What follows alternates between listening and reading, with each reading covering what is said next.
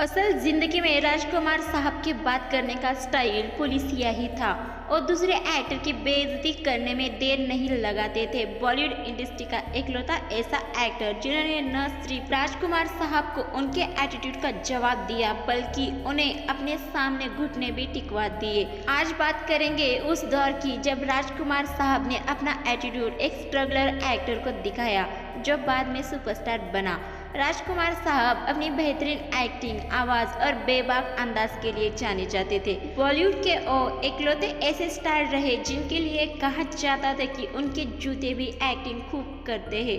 राजकुमार साहब की dialogue delivery ऐसी होती थी कि दर्शक खूब तालियां पीटते थे। राजकुमार साहब पर्दे पर जितने बेबाक थे उतने ही असल जिंदगी में मुंहफट थे।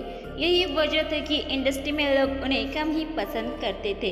राजकुमार साहब अपनी आदत से मजबूर थे और इस बात को इंडस्ट्री में सब वाकिफ थे, इसलिए कुछ लोग उनसे दूरी बना चुके थे और कुछ दूर से ही राम राम करना पसंद करते थे। मुंहफट एक्टर अब किसको क्या कह दे और किसकी किसके सामने बेइज्जती कर दे ये कोई नहीं जानता था, लेकिन एकमात्र जो इंडस्ट्री में नया नया आता उसके जानी को पानी पिला दिया था। ये बात सालों पुरानी है। जिम्मी यानी मिथुन चक्रवर्ती उन दिनों इंडस्ट्री में नए नए आए थे। उन्होंने कुछ फिल्में ही कर ली थी, लेकिन अब तक वो सुपरहिट नहीं हो गए थे।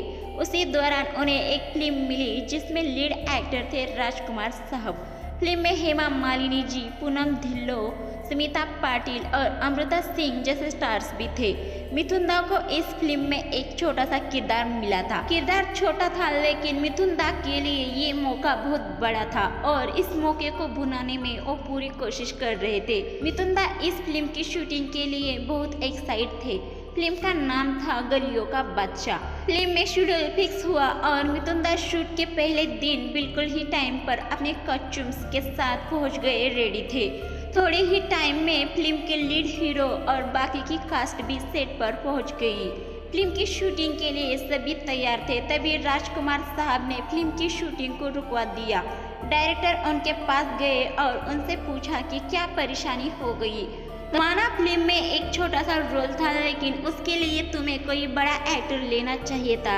ये क्या नए नए स्ट्रगलर है और स्ट्रगलर बनकर ही रह जाएगा। शूटिंग इतनी देर तक रुकना, राजकुमार साहब और डायरेक्टर के बीच मीटिंग चलना, सारे क्रू मेंबर्स के बीच तरह तरह की बातें चलने लगी थी। ऐसे में मिथुन दा को पता चला कि परेशानी क्या है। उन्हें पता चला कि राजकुमार साहब का कहना है कि मिथुन दा न्यू कमर है और उनकी जगह एक बड़ा स्टार होना चाहिए था। तब मिथुन दा ने ये फैसला किया कि वो खुद जाकर राजकुमार साहब से बात करेंगे। मिथुन दा राजकुमार साहब के पास गए और कहा, आप जिस न्यू कमर की बात कर रहे हैं वो मैं ही हूँ। इस पर राजकुमार साहब ने हंसते हुए कहा, तुम कहाँ एक्टिंग करने आ गए? एक्टिंग कोई बच्चों का काम नहीं, खेल नहीं है। मिथुन दा ने भी राजकुमार साहब को जवाब देते हुए कहा, मुझे पता है कि एक्टिंग बच्चों का काम नहीं है और मैं पिछले 7 सालों से इंडस्ट्री में काम कर रहा हूँ। मिथुन दा ने आगे कहा कि अपने आप पर इतना भरोसा था कि उन्होंने उस दिन राजकुमार साहब को कह दिया था कि देखना एक दिन मैं बहुत बड़ा स्टार बनूंगा। मिथुन दा के डायलॉग को सुनने के बाद राजकुमार साहब को हंसी आ गई। उन्होंने कहा, बच्चे में जोश बहुत है, कोई काम हो और फिल्म में कोई छोटा मोटा रोल चाहिए तो मुझे बताना। मेरे बड़े बड़े प्रोड्यूसर से ताल्लुकात है, मैं तुम्हें उन्हें रिकमेंड जरूर करूँगा।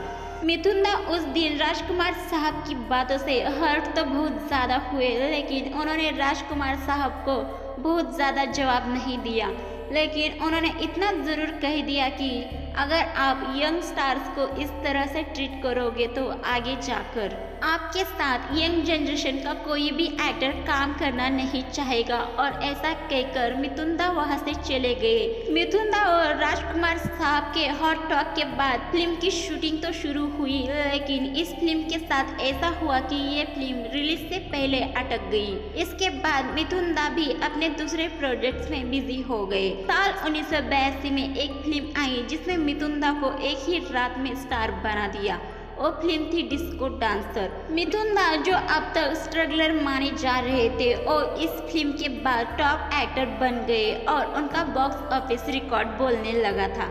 यही कारण था कि एक के बाद एक मिथुन दा को बड़ी फिल्में ऑफर होने लगी और फिल्में बॉक्स ऑफिस पर भी कमाल कर रही थी। इसी दौरान उनकी एक और फिल्म आई, प्यार झुकता नहीं। ये फिल्म भी ब्लॉकबस्टर साबित हुई और इस फिल्म से मिथुन दा और भी बड़े स्टार बन गए। साल निकलते गए और मिथुन दा बड़े स्टार बन गए। बात करें गलियों का बादशाह फिल्म की तो उसकी तो रिलीज ही अटक गई थी और साल 1988 आते आते ऐसा हो गया जो 9 साल से फिल्म रिलीज के लिए अटकी थी और रिलीज होने के लिए तैयार हो गई। प्रोड्यूसर इस फिल्म की जगह जगह मार्केट कर रहे थे। प्रोड्यूसर ने फिल्म को बेचने के लिए कई सारे डिस्ट्रीब्यूटर से बात भी की, लेकिन उनकी ये फिल्म नहीं बिक रही थी क्योंकि तब जमाना बदल चुका था। अभी गोविंदा चल रहे थे, अनिल कपूर आ चुके थे और मिथुन दा भी अपने करियर में काफी अच्छा कर रहे थे। जैकी श्रॉफ आ चुके थे, सनी और संजय दत्त फिल्मों में नया काम कर रहे थे। ऐसे में कौन राजकुमार साहब की फिल्म खरीदे। ऐसे में प्रोड्यूसर ने अपनी अटकी फिल्म को बेचने के लिए एक दिमाग लगाया। उन्होंने फिल्म के पोस्टर पर फिल्म के मेन हीरो यानी राजकुमार साहब को पीछे कर दिया और फिल्म के पोस्टर पर मिथुन दा की एक बड़ी सी फोटो लगा दी और जैसे ही प्रोड्यूसर ने ऐसा किया उनकी फिल्म बिकने लगी। फिल्म रिलीज भी हो गई। हालांकि ये फिल्म बॉक्स ऑफिस पर ज्यादा कमाल नहीं कर पाई, लेकिन इस फिल्म के कारण मिथुन दा ने जो इंसल्ट झेली थी और राजकुमार साहब ने उन्हें जो कहा था कि